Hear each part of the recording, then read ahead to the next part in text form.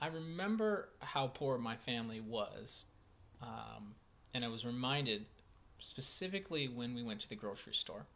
We were on food stamps a lot. I remember seeing the food stamps. They look like cashier's check, like play money.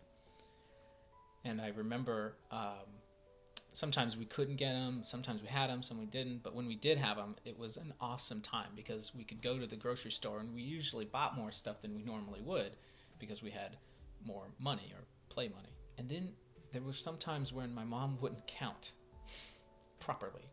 And when all that food was put into a bag, we would not have enough money and food stamps to pay for everything. And that's when the cashiers would really roll their eyes. They would really get impatient. And they would say something like, "Don't you know how to count? Don't you know how to add this all up?"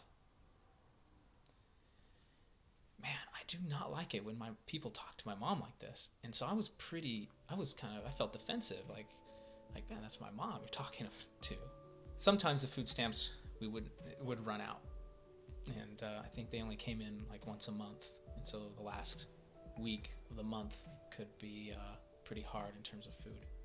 I remember the first time, it happened many times, but I remember the first time that my mom went to the grocery store with us, all of us kids, and instead of driving to the front of the store, we would drive to the back of the store. And I knew from the previous night, my mom and dad, they did not have money, and I just started seeing the patterns. Last week of the month, soup, water, and maybe potatoes, and like not a lot of food.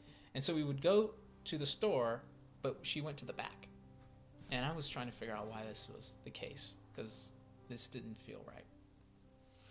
And I kind of got a little scared because she stopped at the back door and she asked me to get out of the door of the van, this big 15-passenger van with 8 kids. And she said, "Get out of the van, Adam." And I was like, oh my God.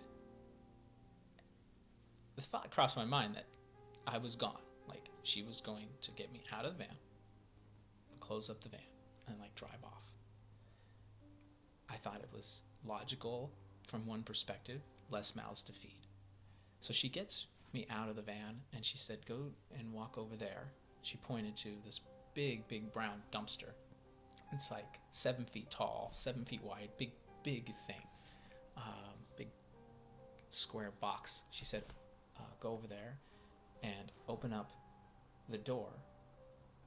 And it's a big metal grate, and it was very heavy. And I remember not wanting to open it up because I still didn't know what the hell I was going to do. But I do know that my mom didn't look very happy telling me all these steps. And so I opened up the door, and she said, "Okay, now, Adam, you get in." And I mean, I remember crying, not wanting to do it, knowing that if I didn't do it, I'd be in bigger trouble. And so I did get into the dumpster. And she said, "Okay, find some food." But then I started getting very upset and scared because I'm in a dumpster looking for food, and now I realize that's how poor we are right now.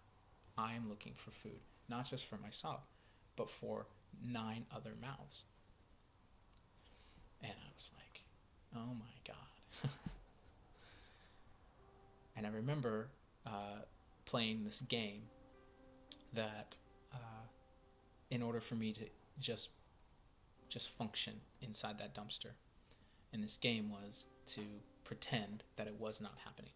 That pretend that I was in this game show, that I had this empty basket, that I had like 2 minutes to fill it up as much as possible, and whatever I could put in the basket, I got. And it was just me and a cart and all this food. And I remember pretending to play that game.